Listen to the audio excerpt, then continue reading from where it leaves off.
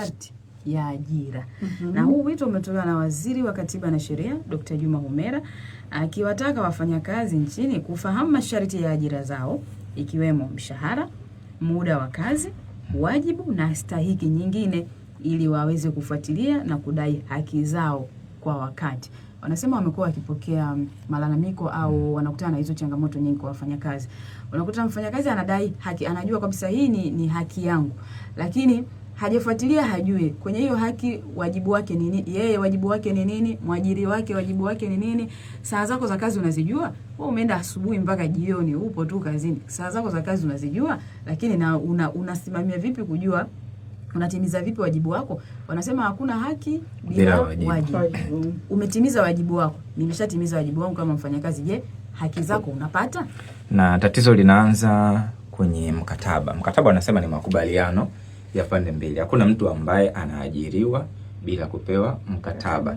Na waajiri wamekuwa waungwana sana.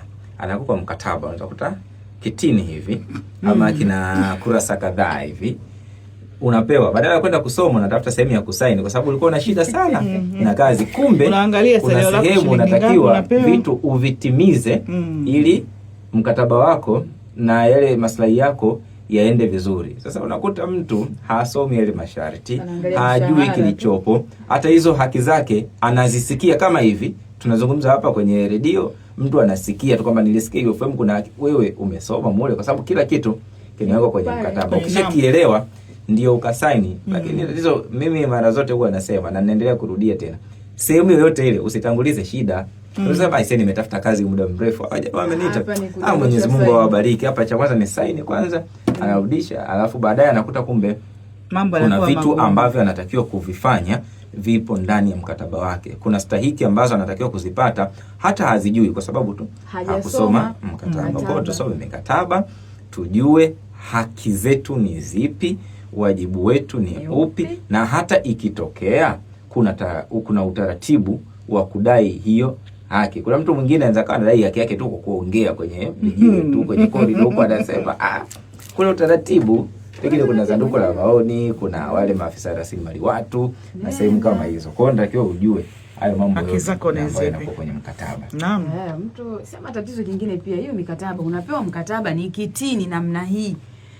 Mtu alafu labda umepewa saa 24 tu. Upitie usome hapo ujue, na tukumbuke kwamba mikataba mingi inaandikwa kwa lugha ngumu, kwa lugha za kisheria.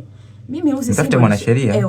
Umeelewa? Sasa nimepewa muda gani wa kupitia huo mkataba, nisome ni uelewe, alafu nirudishe ili nijue nakubaliana au hapana. Sina wasiwasi. Wewe umesomea mwandishi wa habari. Kazi mwajiri anataka mwandishi wa habari. Anakuhitaji. Wewe kuwa na ujasiri kwa sababu kwenye usaili wao wanapima pia ujasiri. Wewe kuwa na ujasiri, bwana, huu mkataba mlionipa siwezi kusaini ndani ya saa 24. Naombeni nikausome vizuri, nipeni siku 3, nipeni wiki, nikakae na mwanasheria wangu, tupitie kipengele kimoja nione je. Ujasiri tunao. Lakini